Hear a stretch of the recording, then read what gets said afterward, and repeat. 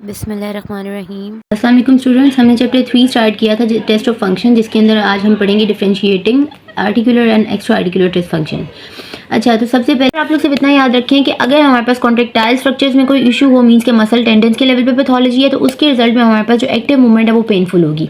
Passive movement relax रहेगी। क्यों? क्योंकि पैसिव मूवमेंट्स में हमारे पास जो है वो जॉइंट और पेरी आर्टिकुलर स्ट्रक्चर्स वगैरह इन्वॉल्व हो जाते हैं, लिगामेंट्स और बर्सास और जो है वो कैप्सूल्स वगैरह। ठीक है, तो इसी तरह अगर हम नॉन कॉन्ट्रेक्टाइल स्ट्रक्चर की बात करें, यानी कि लिगामेंट बर्सास में अगर कोई इशू है, तो उसके रिजल्ट में एक्टिव मूवमेंट पेन फ्री होगी, रेजिस्टेड मूवमेंट पेन फ्री होगी, लेकिन जो पैसिव मूवमेंट होगी वो पेन को प्रोवोकेट करेगी। सीजीएक्स का जो मॉडल आप लोगों ने पढ़ा है उसके अकॉर्डिंग वो जो मॉडल है वो एक्सट्रीमिटीज़ पर अप्लाई होता है। ठीक है, एक्सट्रीमिटीज़ पे वो मॉडल अप्लाई होता है, लेकिन अगर हमने स्पाइन की बात करनी हो तो वो लेस क्लियर पिक्चर देता है as compared to the extremities. वो क्यों होता है? उसके लिए जो पहली रीज़न है वो ये है कि जो स्पाइन होती है उसमें कुछ सटल कॉन्ट्रेक्टाइल जो टिश्यू लीजन्स होती हैं वो पेनलेस रहती हैं, यानी ज़रूरी नहीं है कि स्पाइन के लेवल पर हमारे पास मसल की पैथोलॉजी भी पेनलेस हो।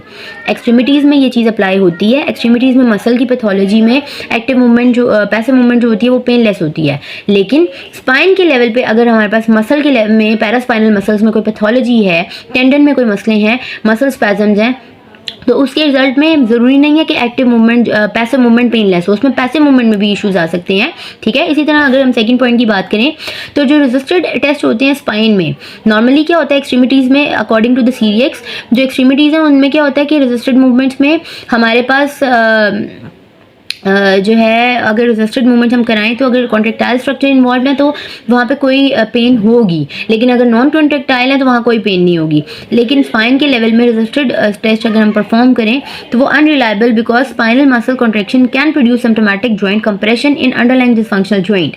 तो वो कह रहे हैं कि रिस्ट्रिक्टेड टेस्ट हम परफॉर्म करें तो जॉइंट में अगर कोई डिसफंक्शन है उसकी वजह से सिम्टम प्रोड्यूस हो सकता है। ये बात जो है वो नहीं है इस पर लागू होती कि क्या एक्टिव मूवमेंट है या पैसिव है, हम एक्टिव कराएं पैसिव कराएं, लेकिन अगर रेजिस्टेड मूवमेंट होगी तो रेजिस्टेड मूवमेंट के रिजल्ट में हमारे पास सिम्प्टोमेटिक जॉइंट में कंप्रेशन आ जाएगी। क्यों आएगी? क्योंकि अंडरलाइंग अगर जॉइंट की कोई डिसफंक्शन है। ठीक हो गया।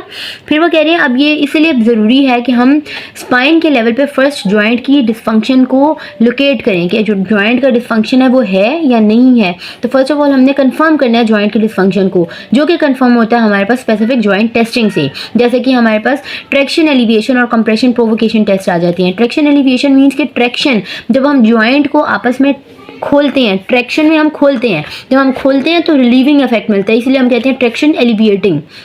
ठीक है, जबकि कंप्रेस अगर जॉइंट होगा तो पेरी आर्टिकुलर स्ट्रक्चर्स और टेंडन्स और वो सब चीज़ें दबेंगी। ठीक है, उसके आसपास के स्ट्रक्चर्स। तो कंप्रेशन में प्रोवोकेशन टेस्ट होता है। क्यों? क्योंकि कंप्रेशन में हमारे पास पेन प्रोवोकेट होती है। ठीक है, तो यहाँ पे ट्रैक्शन और कंप्रेशन का फिनोमेना आपको पता होना चाहिए कि क्यों ट्रैक्शन को एलिवेशन कहा जाता है जबकि कंप्रेशन को प्रोवोकेशन टेस्ट कहा जाता है। ठीक है, तो इनसे हमने पहले जॉइंट की डिसफंक्शन को निकालना है। डिसफंक्शन अगर होगा जॉइंट में फिर उसके अकॉर्डिंगली हमने मैनुअल टेस्टिंग परफॉर्म करनी है।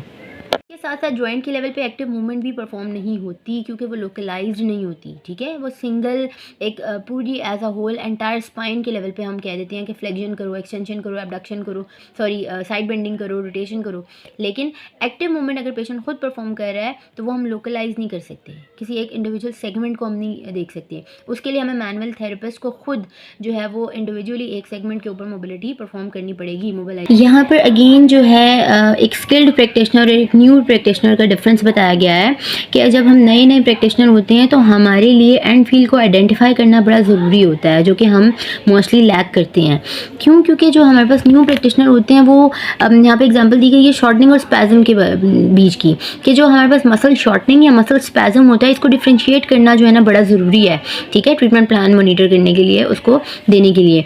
तो वो कह रही है कि जो शॉर्ट एंड टाइट मसल होता है ना मेनली वो एक फर्म और लेस इलास्टिक एंड फील देता है, लेकिन जो हमारे पास स्पैज़म होती हैं मसल के स्पैज़म वो प्रोड्यूस करते हैं थोड़ी ज़्यादा इलास्टिसिटी और लेस सॉफ्ट एंड फील।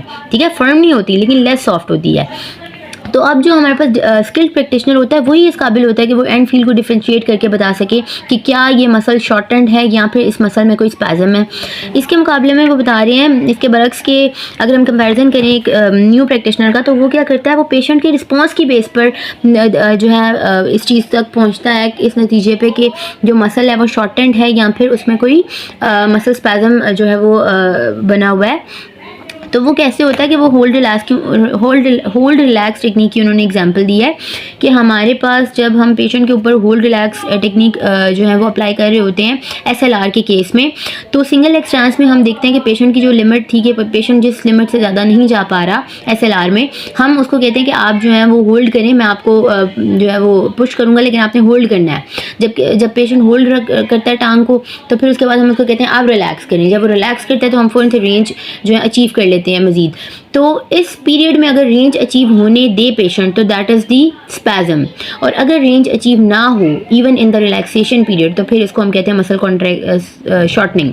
ठीक है, तो यहाँ पर शॉर्टनिंग और स्पैज़म का डिफरेंस बताया गया है, जो कि एक न्यू प्रैक्टिशनर ऐसे आइडेंटिफाई करता है। जबकि अगर हम नोविस प्रैक्टिशनर की बात एक स्किल्ड प्रैक्टिशनर की बात करें, तो जो स्किल्ड प्रैक्टिशनर है वो एंड फील की एबनॉर्मेलिटी से जज कर लेता है कि अगर वो लेस सॉफ्ट है और इलास्टिक है तो मीन्स कि ये स्पैज़म है, और अगर वो फर्म है और लेस इलास्टिक है तो मीन्स कि ये हमारे पास आ जाता है मसल कॉन्ट्रैक्चर या शॉर्टनिंग।